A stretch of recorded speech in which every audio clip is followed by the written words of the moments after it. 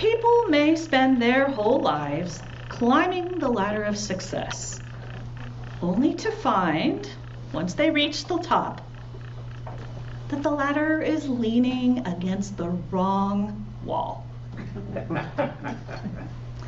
That's the wisdom of Thomas Merton. He often has these great gems, don't you think?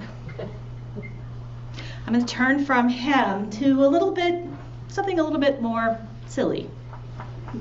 But I have to say that when I first read today's gospel, the thing that came to mind immediately was my favorite author, Jane Austen. Now, how many of you have read or her novels or seen her movies or one of the television adaptations? Enough to, yeah, good. Okay, enough to kind of know what I'm talking about. And if you haven't, you need to. Amazing stuff. See, I love it all. I love the original writing. I love the super faithful adaptations, and I even love those retellings that bring her stories into a modern context because they're so much fun. You know, my favorite, Clueless, that dates me. It's a good one. There's lots of them. See, Jane Austen has remained at the top of the pop culture game for over 200 years now. And I have to say her popularity shows no sign of ebbing. Yes, her more or less invention of many of what we think of as the tropes of the modern day romantic comedy is one reason for her popularity. But I think it's actually more about her cleverly scathing and yet also quite sympathetic portrayal of all of the status jockeying in her society, especially within what was thought of then as the marriage market game. Now, each of Austen's novels centers around a female protagonist who has yet to secure that golden gem, a good marriage prospect. Now, she's usually part of respectable society, but often also a bit of an underdog in the game, due to maybe some financial or familial distress that's part of her backstory. And so she finds herself in a position of needing to marry up in order to secure her future. Now, Austen's protagonists are clever. They're reasonably self-aware. That's why they feel so modern to us. And so they want more than just any old fellow who can give them a nice house and a good income and a respectable position in society. They want love. They want it all.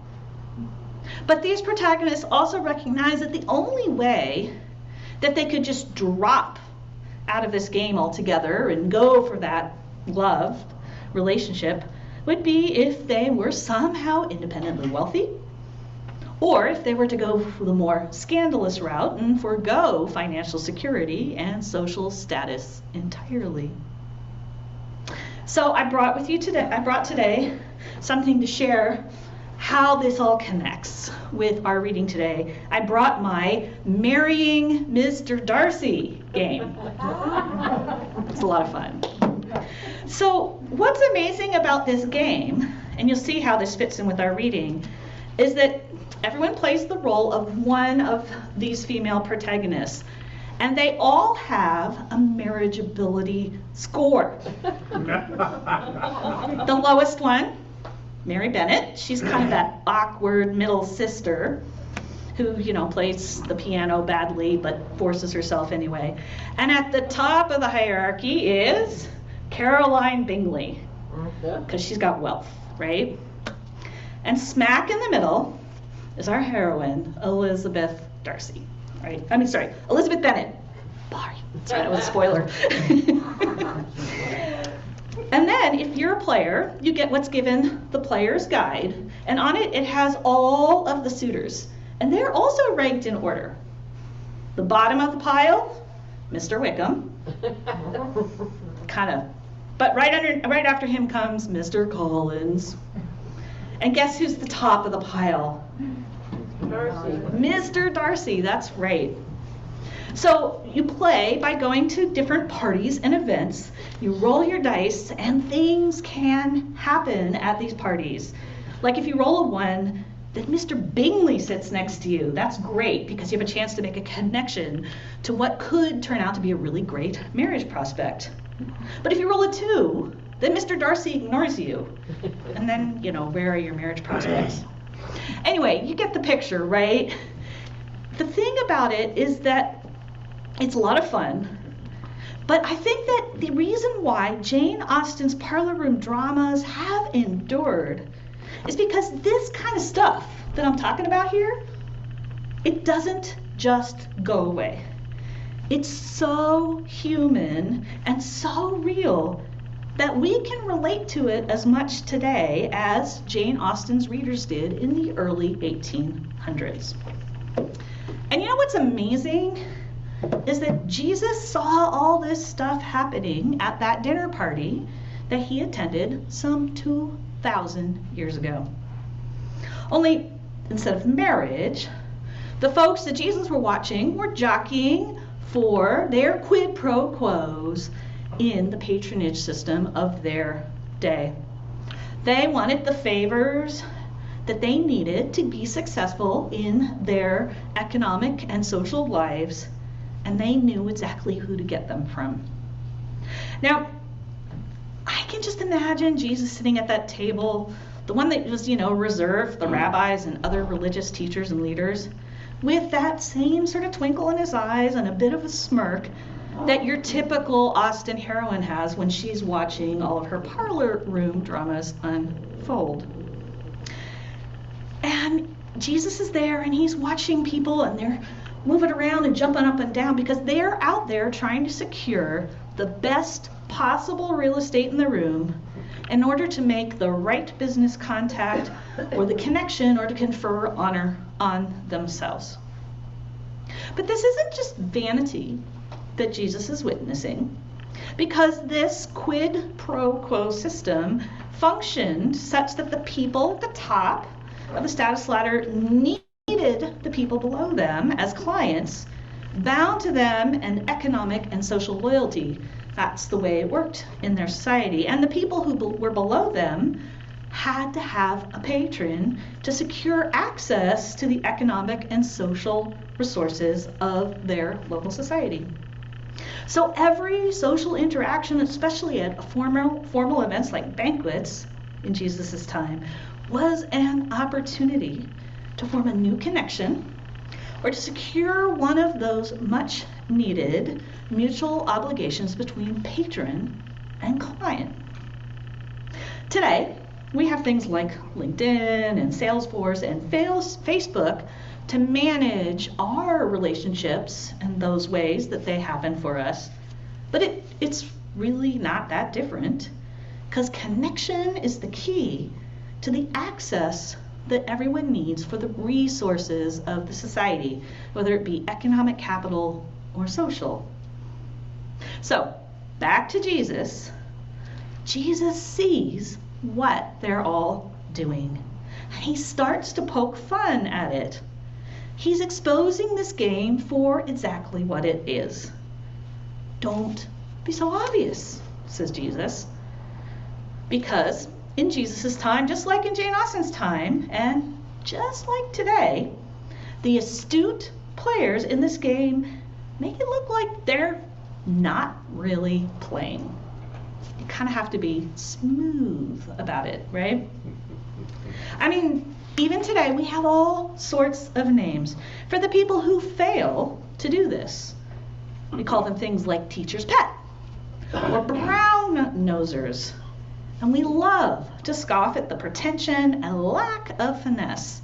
I mean, we like to say things like, oh, that's so tacky, when people do that. Yep, see, I can see we're laughing. It's true. That was crazy, but we do that.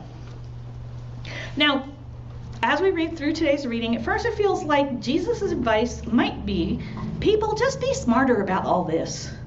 Rather than putting yourself in the position of being taken down a notch or two, set yourself up for promotion instead. Jesus' parable outlines what was in fact A pretty basic strategy to avoid looking like you're after the very thing that you are after.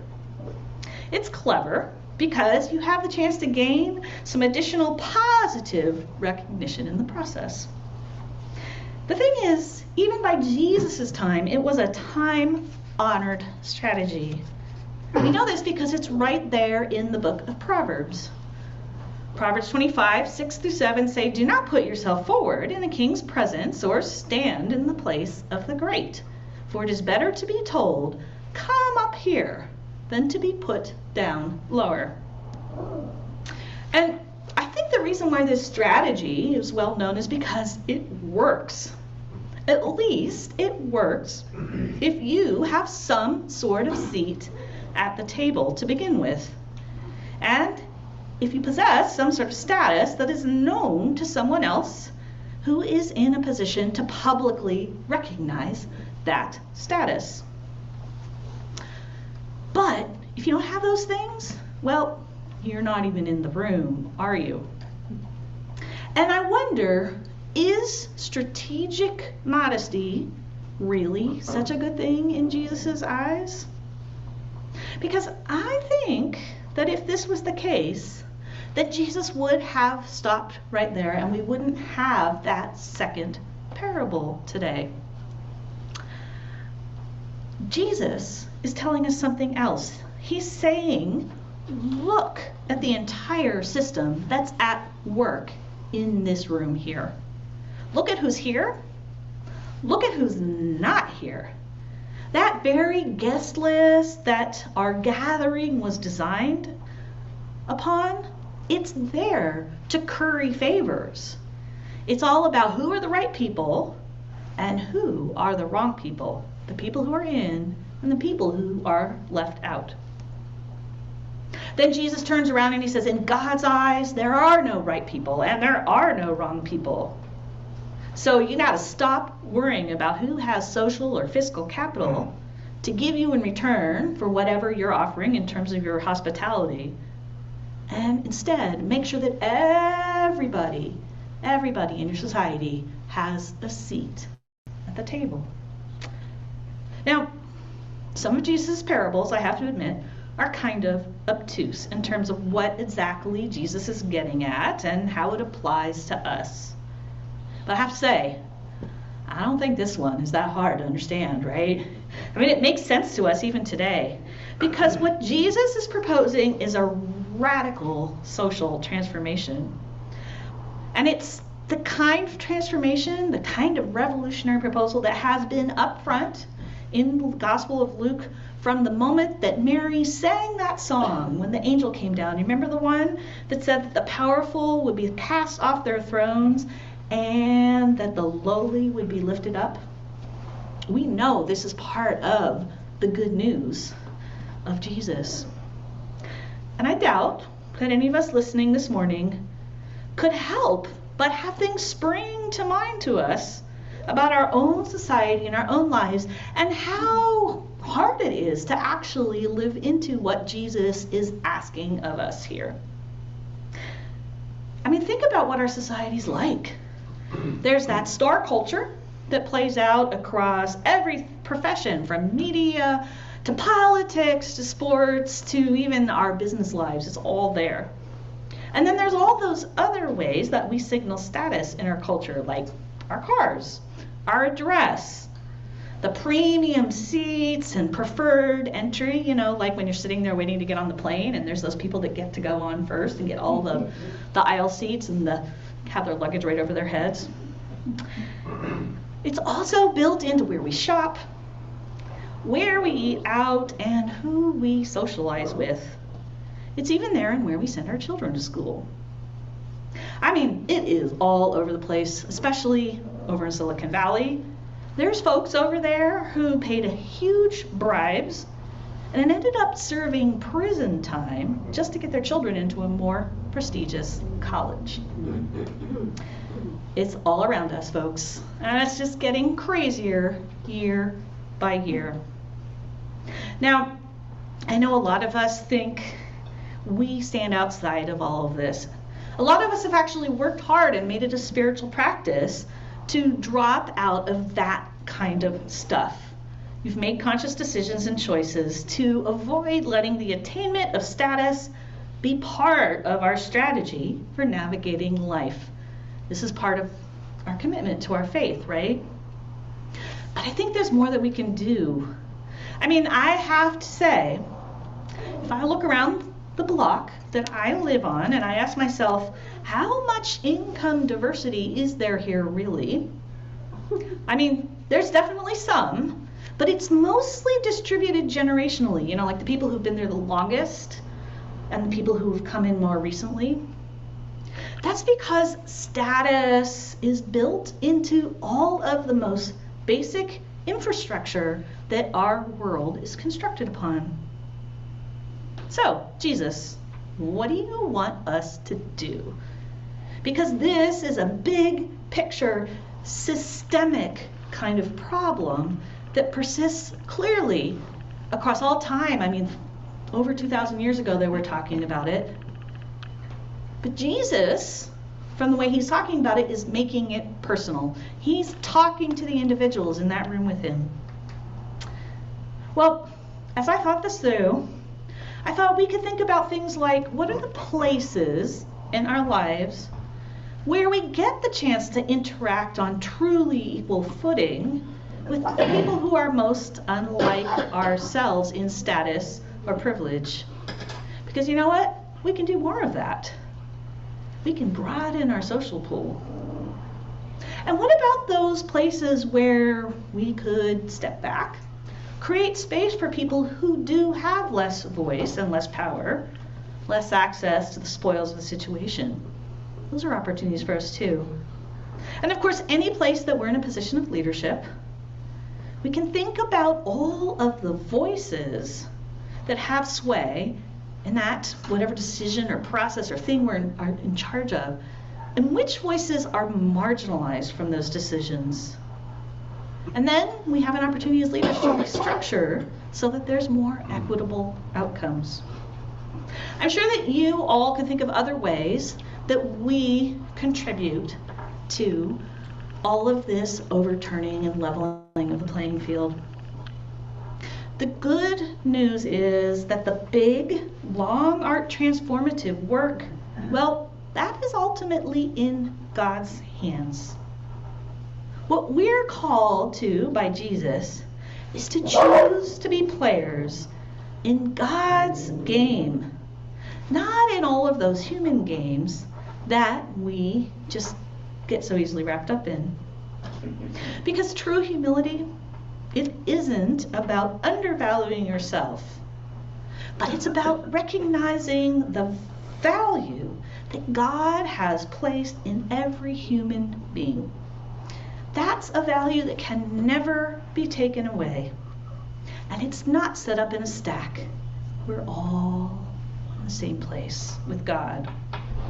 So, instead of a quid pro quo strategy, that's hard to say, quid pro quo strategy, Jesus today is inviting us to follow God's love strategy.